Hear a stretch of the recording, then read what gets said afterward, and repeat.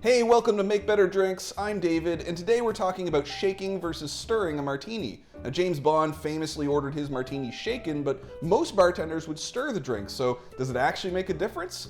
Well, let's find out. Today I'm going to make a couple of martinis, one shaken and one stirred, then we'll see what difference this technique actually has on the final product. So, let's make some drinks. Okay, let's make some martinis. Now, I'm all set here. I've got a mixing tin for the shaken version, I've got a mixing glass for the stirred version, and I'm just gonna use a really basic martini recipe, so just 2 ounces of gin and 1 ounce of dry vermouth, because I really want to focus on the difference the technique makes. So let's get started with the vermouth. Now, I'm using Dolin Dry here, which I really like, but you can use your favorite dry vermouth in your version of the cocktail.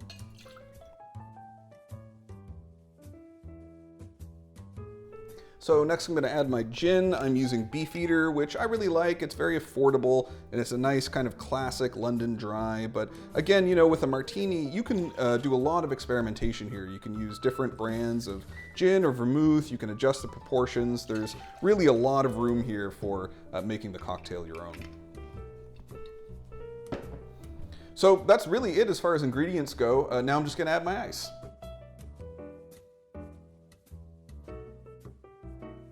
So I'm going to start with the stirred one because it's going to take a little bit longer, and I'm just going to give this a stir for around 30 seconds.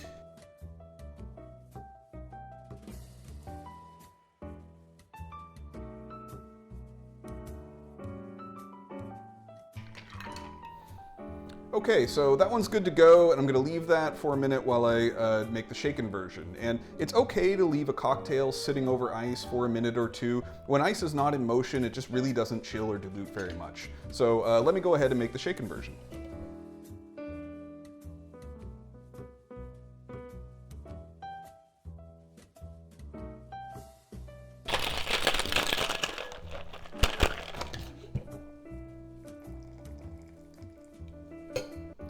All right, so I shook that for about 15 seconds, which is all it takes. Now I'm going to strain these out into a couple of coupes.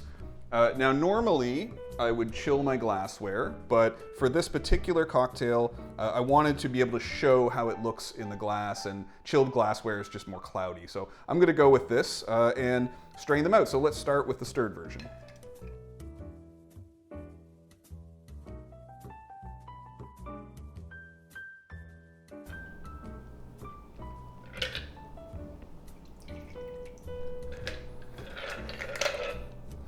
So that looks pretty crystal clear to me. Let's see how the shaken version looks.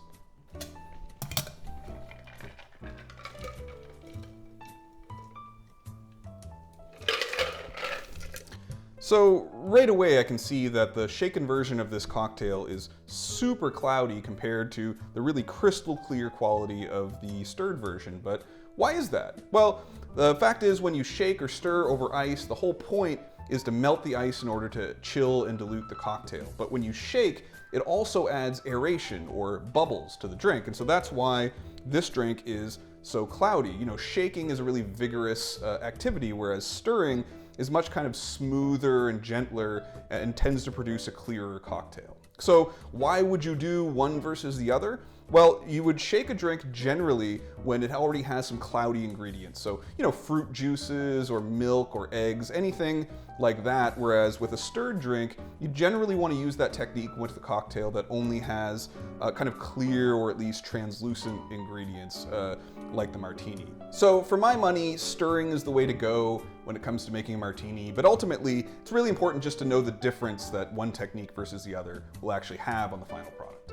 So thanks for watching, and let us know in the comments how you like to make your martini. Don't forget to like and subscribe, and we'll see you next time.